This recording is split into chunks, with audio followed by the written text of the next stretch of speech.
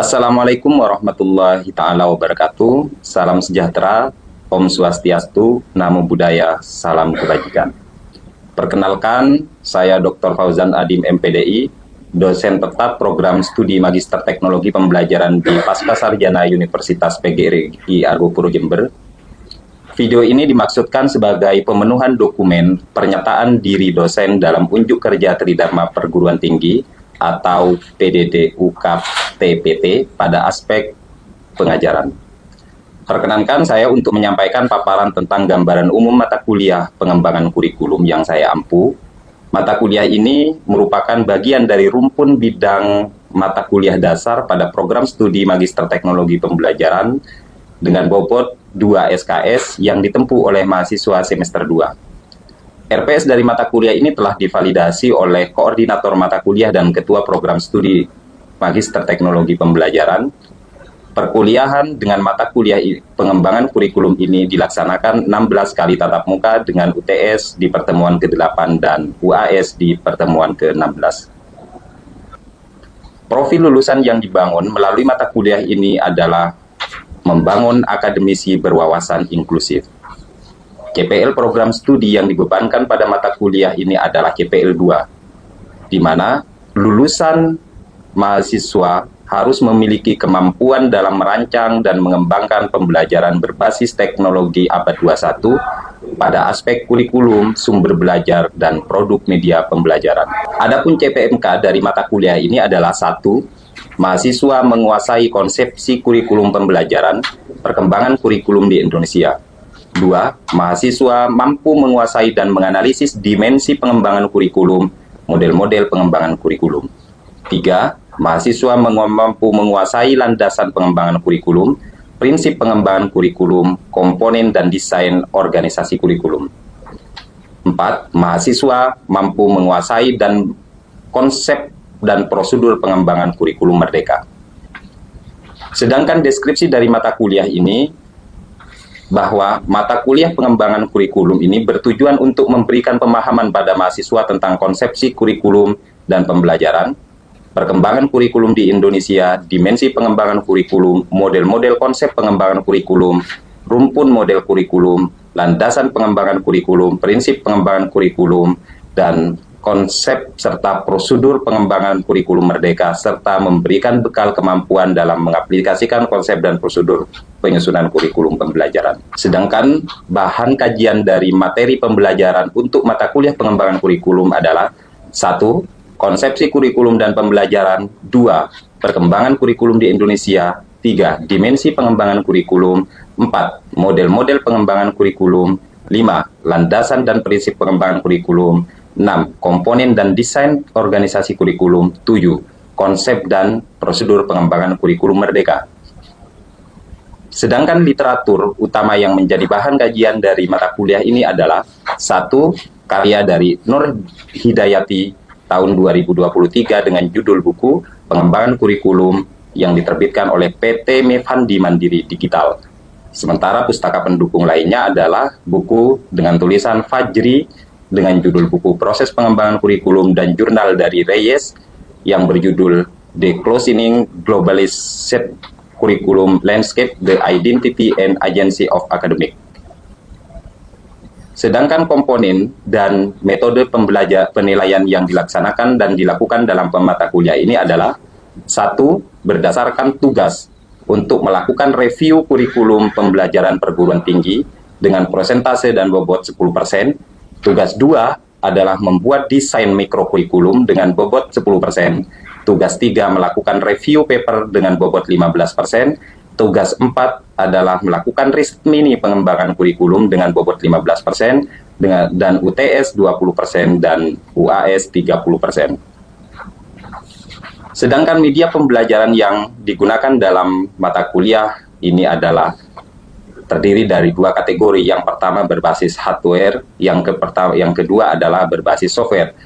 Software yang saya gunakan adalah berbentuk PowerPoint dan perangkat digital lainnya. Sedangkan hardware adalah berbentuk laptop, LCD, TV, dan bentuk lainnya. Guna untuk memberikan gambaran real tentang implementasi pembelajaran, berikut ini adalah cuplikan proses pembelajaran yang saya lakukan di dalam kelas. Video ini menampilkan proses perkuliahan di pertemuan yang kelima mata kuliah pengembangan kurikulum. Mari kita saksikan. Assalamualaikum warahmatullahi ta'ala wabarakatuh. Teman-teman mahasiswa program studi Magister Teknologi Pembelajaran, hari ini kita akan melanjutkan kembali proses perkuliahan kita. Di pertemuan yang kelima, hari ini kita bertemu di ruangan ini dalam keadaan sehat.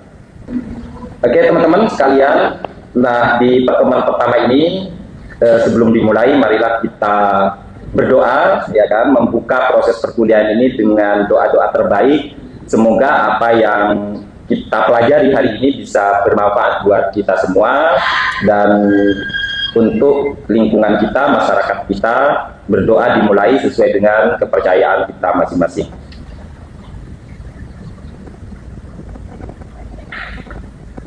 Oke, terima kasih. Selanjutnya kita akan masuk kepada proses perkuliahan. Teman-teman sehat semua ya? Alhamdulillah, hari ini kita akan kuliah. Ini teman-teman ada 2 orang yang nggak hadir ya, Mas Budi ya yang belum hadir ya.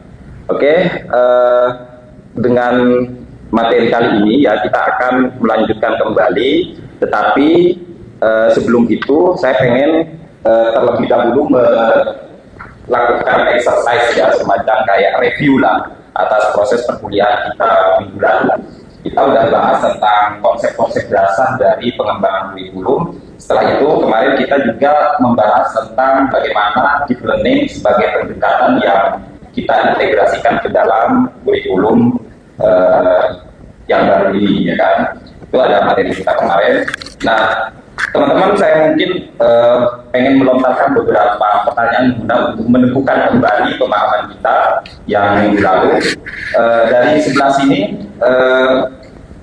saya pengen Anda menyampaikan tentang konsep dasar daripada kurikulum dan hubungannya dengan deep learning. Monggo dipersilakan dari kelompok sini terlebih dahulu. Kita menguji pemahaman kita minggu lalu aja. Oke, oh iya, silakan. Jadi saya yang pertama, ini struktur bertahap. Kalau kurikulum itu pembelajaran dari sederhana ke kompleks. Sejalan dengan seperti yang belajar pola singkat. Yang kedua, pemahaman mendalam. Jadi adalah kurikulum menekankan pemahaman, bukan hafalan. Sama seperti learning yang menangkap hubungan dan pola kompleks. Yang terakhir, kurikulum adaptif.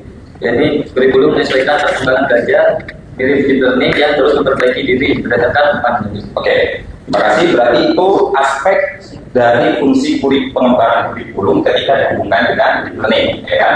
Kurikulum ketika dihubungkan dengan pendekatan deep learning, dia berfungsi untuk satu sebagai struktur bertahap di dalam pembelajaran. Yang kedua, kurikulum adalah sebagai pemahaman mendalam, menekankan kepada kemampuan melakukan pemahaman mendalam. Yang ketiga adalah melakukan adaptasi. Itu terhadap antara pengembangan kurikulum urgensinya ketika dihubungkan dengan deep learning. Dari sebelah sini, mungkin Mas Yo akan menyampaikan bagaimana saya kemarin menyampaikan kayaknya tentang kata kunci yang bisa digunakan untuk mempermudah pemahaman mahasiswa terhadap konsep dari pengembangan kurikulum. Monggo. Ya, kalau dari saya saat penjelasan Pak Fauzan minggu lalu, dalam hal ini ada 3 hal aspek yang perlu dikembangkan. Yang pertama adalah relevansi, fleksibilitas, dan berkelanjutan. Kalau relevansi itu berkaitan dengan kebutuhan peserta didik, terus bagaimana pengembangan dalam ilmu pengetahuan, terutama juga yang paling penting adalah teknologi. Lalu yang fleksibilitas itu disesuaikan dengan karakteristik peserta didik. Bagaimana peserta didik itu di sekolah itu, lalu kondisi sekolah dari lingkungan, maka harus ditentukan sekolah itu mau penggunaannya seperti apa dalam kurikulumnya. Lalu berkelanjutan tentunya dikembangkan secara terus-menerus karena terkait dengan perkembangan zaman dan khususnya untuk kebutuhan pendidikan saat ini. Terima kasih. Kemarin kita sudah sempat singgung bahwa pengembangan kurikulum itu tujuan utamanya adalah Untuk menggaransi keberlanjutan. Bahwa kurikulum itu tidak statis, dia adalah sesuatu yang dinamis. Itu satu. Yang kedua, bahwa kurikulum itu harus apa tadi? Fleksibel, ya kan? Memenuhi aspek fleksibilitas. Artinya apa? Desainnya harus tidak boleh kaku, harus sesuai dengan kebutuhan peserta didik. Okay. Dan yang ketiga, apa maksudnya tadi? Relevansi. Jadi relevansinya itulah yang harus kita pastikan, ya, bahwa kurikulum itu relevan dengan kebutuhan zaman saat itu. Kayak sekarang misalnya, kan nggak mungkin kita menyusun kurikulum dengan cara memisahkan dari aspek digital, ya kan? Apa-apa sekarang sudah serba digital, maka nuansa kurikulum kita harus ramah terhadap perkembangan digital. Oke, teman-teman, itu ya pemahaman kita sudah sama ya tentang pengembangan kurikulum yang kita sampaikan konsep-konsep dasarnya minggu lalu. Nah, hari ini ya kita sudah nyampe di pertemuan yang kelima yang sudah agak akan masuk pada aspek-aspek yang lebih luas lagi. Kali ini materi kuliah kita adalah pengembangan kurikulum ya. Diapakan pengembangan kurikulum itu? Kita akan komparasikan antara kurikulum abad 21 ya kan, dan basisnya adalah berbasis kebutuhan, nyambung dengan yang tadi disampaikan bahwa kita itu harus relevan dengan kebutuhan. Nah, di pertemuan ini teman-teman sekalian ya, di pertemuan kelima ini kita atau mata kuliah ini kan dibebani oleh beberapa capaian pembelajarannya atau JPMK. Untuk materi ini adalah mengandung capaian atau JPMK 1 dan JPMK 2 ya. JPMK 1 dan JPMK 2. Apa itu JPMK 1 dan JPMK 2? Itu saya gabungkan bahwa mahasiswa harus menguasai konsepsi, analisis dimensi dan model pengembangan kurikulum ya.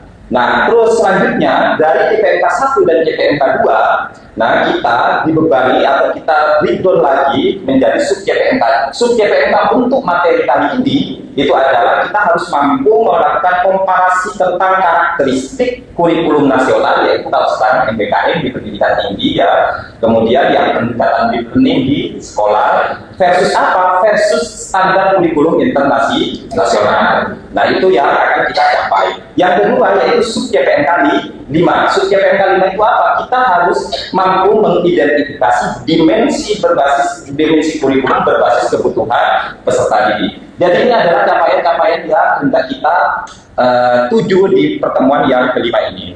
Nah, teman-teman sekalian, selanjutnya ini harus diperhatikan karena nanti seluruh rangkaian proses perkuliahan dimaksudkan untuk mencapai JPMK 1 dan 2 sekaligus adalah yang terdistribusikan di dalam sub JPMK 4 dan sub JPMK 5. Nah, hari ini, khusus untuk hari ini, pendekatan pembelajaran kita itu adalah diskusi klasikal ya, sekaligus juga nanti ada case study atau studi kasus. Kemarin kan sudah saya minta untuk dibawa dokumen kurikulum ya. Nah, itu nanti yang dokumen kurikulum itulah yang menjadi bahan studi jenengan ya, untuk kemudian nanti saya minta bagaimana hasil dari analisa terhadap dokumen itu. Nah, beberapa rujukan di sini yang bisa digunakan untuk memperdalam materi ini adalah bukunya BIP ya. Kemudian ada Reyes dengan judul jurnalnya yang bagus sekali di COVID-19 ya, Globalized Curriculum Landscape. Nah, ini adalah rujukan-rujukan yang bisa digali oleh teman-teman untuk memperdalam materi ini. Oke, selanjutnya nyampe sini paham ya? Nyampe sini paham ya arah perkuliahan kita, pahamkan untuk arah perkuliahannya. Oke, kita lanjut ke substansi dari materi hari ini. Silakan diperhatikan baik-baik beberapa hal. Kemarin saya sudah jelasin bahwa kurikulum itu adalah sesuatu yang dinamis. Dia bukan barang yang statis. Maknanya kalau dinamis dia bergerak, tidak hanya menjadi pemandu, tetapi juga memiliki aspek penggerak. Ya. Di sini ya terdapat 3 pilar teoritis di dalam pengembangan kurikulum modern. Pertama adalah teori cognition punyanya John Pitt. Fokus dari teori ini adalah bahwa secara filosofi deep learning ya dan ranah OBE. Jadi prinsipnya apa? Prinsipnya adalah bahwa pengembangan kurikulum itu harus mengandung aspek pemikiran yang mendalam, ya kan? Dan ini menjadi ranah dari kurikulum OBE, sama dengan kita di perguruan tinggi hari ini. Jadi arahnya ke situ. Secara prinsip ya, desainnya itu melalui konstruktif alignment atau konstruksi kurikulum itu sejak awal sudah ada pelibatan berbagai macam stakeholder kayak mahasiswa terlibat di situ, pengguna terlibat, kemudian unsur birokrasi terlibat di dalam proses penyusunan kurikulum. Sehingga mahasiswa mengkonstruksi makna secara aktif menghindari apa? Untuk menghindari surface learning. Kita sadar bahwa kurikulum kita hari ini itu adalah proses pembelajaran permukaan saja, ya kan? Namanya surface learning, ya kan? Kurikulum dilakukan untuk apa? Supaya kita pembelajaran menjadi mendalam. Itulah yang dimaksud oleh teorinya si John Beck ini. Nah, yang kedua, bahwa teorinya punyanya Widya Pinar. Kata Pinar, aspek daripada pengembangan kurikulum itu adalah aspek society. Ya kan? Aspek society apa maknanya? Bahwa kurikulum itu kan sebagai relnya apa? Kebutuhan sosial masyarakat. Jangan sampai kita menyusun kurikulum tapi jauh dari kebutuhan masyarakat. Yang ketiga adalah teorinya, pilar yang ketiga adalah global agency. Itu teorinya Reyes. Reyes bilang bahwa untuk kepentingan global, kurikulum itu harus menjadi taraf hukum ya antara nations interest kita, kepentingan nasional kita dengan kepentingan global. Itulah kenapa bahwa di era globalisasi khususnya abad 21, akademisi itu memerlukan agensi untuk kontekstualisasi, menyelaraskan standar internasional dengan realitas lapangan. Jadi kita tarik arah dari kepentingan global, kita masukkan dan kita adaptasi dengan kepentingan nasional kita. Contoh konkretnya gini, kalau Anda mau kuliah di Australia misalnya, yang Anda lakukan apa? Anda akan cari kampusnya di mana, kurikulumnya seperti apa, ya kan? Maka kurikulum berarti menjadi agen dari kepentingan Australia. Sama, orang mau kuliah di Indonesia yang dicek apa? Kurikulum S1-nya di Indonesia itu kayak apa? Nah, itu namanya kurikulum menjadi sebagai global agency. Itu kata Reyes. Yang saya paham ya? Oke. Nah, kemudian sekarang kita lakukan komparasi. Tadi arah dari perkuliahan materi kita ini adalah melakukan perbandingan. Sekarang ini perbandingannya antara kurikulum nasional kita dengan global. Dari sisi apa? Dari sisi fokus dan ekosistem. Jika kurikulum nasional kita khususnya MBKM itu bersifat fleksibel luar kampus, seperti magang dan seterusnya, itu untuk mendekatkan pada ekosistem profesional nyata kepentingannya. Tapi kalau kurikulum internasional sudah apa? Pendekatannya adalah lintas disiplin, ya kan? Interdisciplinary approach dan standarisasi kompetensi global. Secara kompetensi kalau di sini masih sifatnya kayak misalnya prodi A bekerja sama, misal prodi statistik bekerja sama dengan BPS, magangnya di mana? Magangnya di BPS. Tapi kalau global sudah nggak begitu lagi, ya sudah nggak begitu lagi. Dia kompetensinya lebih banyak lagi sehingga bisa magang di BPS, bisa magang di Bapeda, ya kan? Itu adalah bagian dari kompetensi global. Dia sudah interdisiplin kompetensinya. Yang kedua adalah strategi pedagogiknya yang berbeda. Jika kurikulum MBKM kita berbasis outcome based education atau OBE untuk mencapai deep learning melalui penyelarasan YPL dan YPMK, tetapi kalau kurikulum internasional itu basisnya adalah inquiry based learning. Nah, selanjutnya, ini materi yang barusan saya sampaikan. Ini peranan dan fungsinya apa, teman-teman sekalian? Ini sebagai dasar bagi kawan-kawan untuk tadi menganalisa dokumen kurikulum yang saya minta di bawah kemarin ya. Sudah tahu semua ya? Sudah, Pak. Oke. Nah, itulah nanti yang dengan analisa, lakukan case study atau studi kasus terhadap dokumen kurikulum yang telah dengan bawa dari sekolah masing-masing. Untuk apa? Untuk bisa mendapatkan gambaran perbandingan ya, seperti apa kondisi kurikulum kita, keterbatasannya seperti apa. Instruksinya begini ya. Ini kita akan mulai nanti. Saya minta teman-teman untuk membagi menjadi dua kelompok ya, kelompok 1 dan kelompok 2. Oke, di kelompok 1 nanti mendiskusikan dokumen kurikulum itu, di kelompok 2 mendiskusikan juga dokumen kurikulum. Ini perhatikan perintah diskusi yang harus dilakukan. Instruksinya, amatilah draft kurikulum yang telah Anda bawa ya. Amati ya, telaah, bahas dengan teman-teman. Kemudian lakukan pertanyaan analisisnya begini, apakah draft kurikulum tersebut sudah memenuhi asas konstruktif alignment antara tuntutan deep learning dengan 3 dimensi kebutuhan peserta didik, masyarakat, dan teknologi. Yang kedua, parameternya saya kasih Anda waktu 15 menit ya untuk menyampaikan itu, nanti saya minta Anda untuk mempresentasikan atau menyampaikan hasilnya. Oke? Bisa dipahami ya instruksinya ya? Oke. Silahkan didiskusikan dengan kelompoknya masing-masing.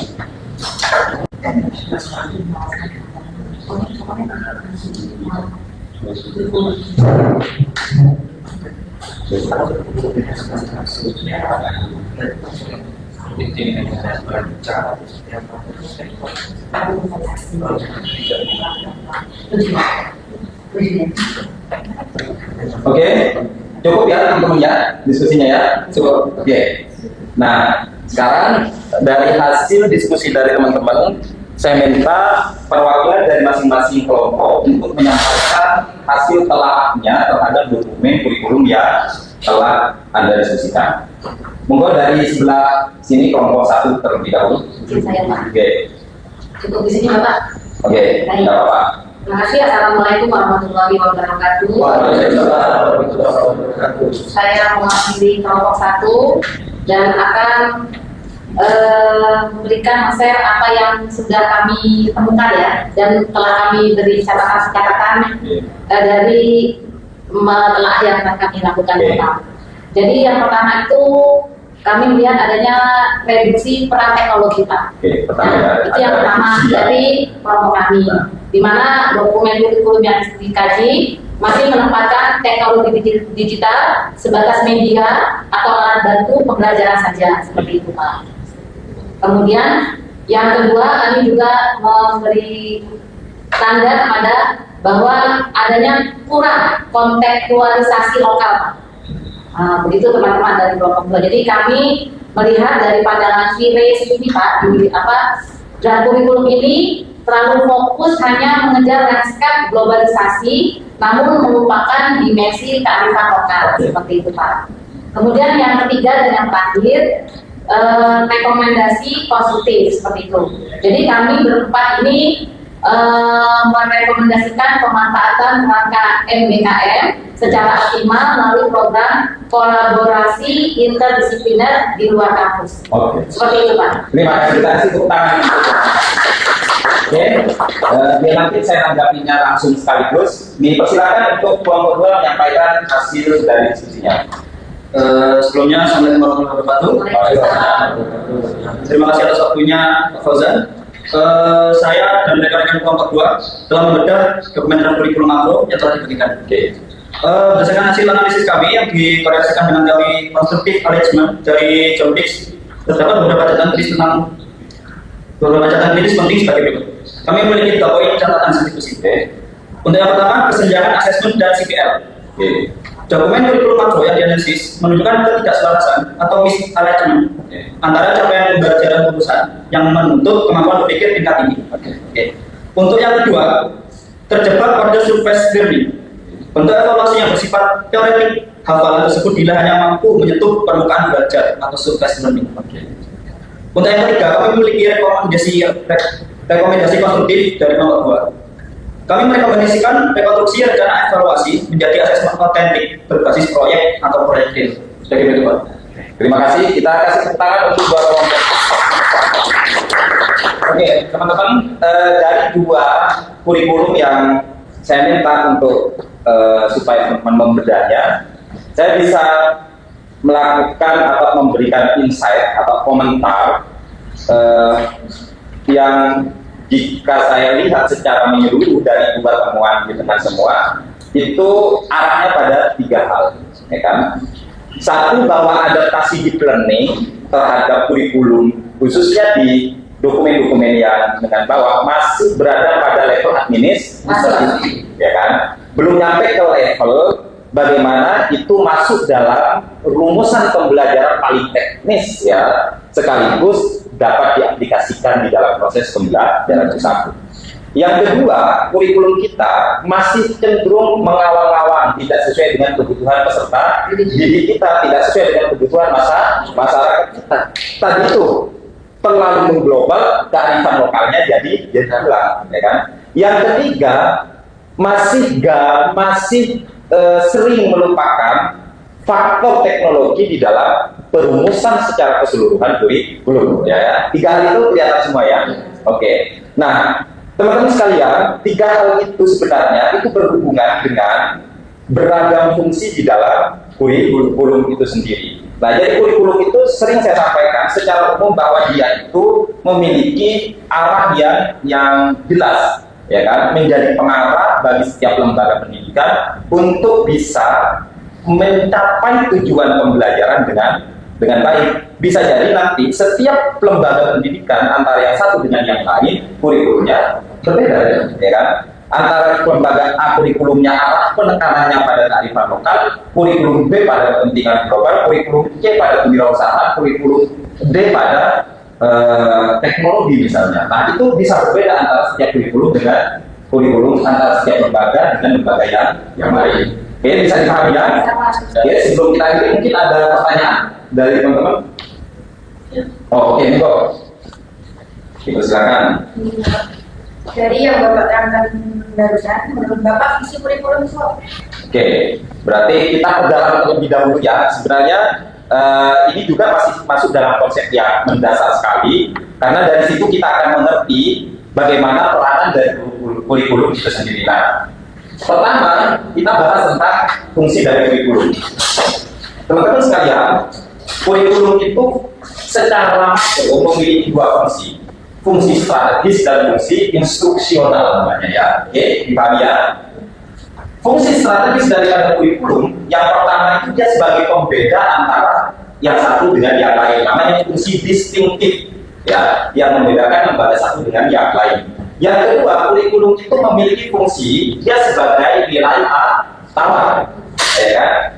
Lembaga itu kurikulumnya begini, kalau lembaga itu seperti apa? Ya kan? Akhirnya masyarakat mengerti perbedaannya, mengerti mana yang logis, akhirnya dia bisa menjadi alat tawar. Ketika dia bisa menjadi alat tawar, maka fungsi strategis yang terakhir adalah sebagai daya saing. Dialah yang akan memenangkan persaingan antara satu lembaga dengan lembaga yang lain. Itu namanya fungsi strategis dari kurikulum. Bapak Ibu sekalian, kan kalau mau menyekolahkan anak, apa yang dilihat terlebih dahulu? Biaya, habis itu kurikulum. Kurikulumnya yang dilihat. Nah, yang kedua, fungsinya adalah fungsi instruksional. Artinya apa? Fungsi di dalam mengaplikasikan ke dalam proses pembelajaran. Sebagai apa? Sebagai guidance yang mengatur batasan-batasan di dalam proses pembelajaran, metodenya apa, tujuannya apa, dan seterusnya. Kemudian dia sebagai materi. Kurikulum itu juga bagian dari materi. Banyak orang nggak perlu dalam perguruan tinggi, tetapi dia mempelajari isi kurikulumnya dan dia cari bahan untuk mewujudkan kurikulum itu di sumber yang lain. Dia sebagai materi. Yang ketiga adalah sebagai sintak. Jadi kurikulum itu menjadi pemandu paling rigid di dalam proses pembelajaran. Inilah 2 fungsi utama di dalam kurikulum. Oke, bisa dipahami ya Pak ya? Oke. Bapak Ibu sekalian, karena kita memiliki keterbatasan waktu untuk keberlangsungan proses ini, perlu saya tegaskan bahwa case study tadi yang saya sampaikan itu adalah bagian dari proses penilaian di dalam perkuliahan ini, khususnya di mata kuliah pengembangan kurikulum. Itu bagian dari penilaian formatif yang harus saya lakukan, bagaimana teman-teman nanti di bagian akhir feedbacknya teman-teman seperti apa, itu adalah bagian dari instrumen untuk kepentingan asesmen di dalam proses dan pembelajaran kita pada hari ini. Oke, teman-teman sekalian, semoga kita bisa ketemu lagi minggu depan ya, dengan materi yang berbeda, dengan suasana yang lebih berbahagia, menyenangkan. Hari ini kita cukupkan pertemuan kita. Dari saya kurang lebihnya mohon maaf. Wassalamualaikum warahmatullahi wabarakatuh. Waalaikumsalam.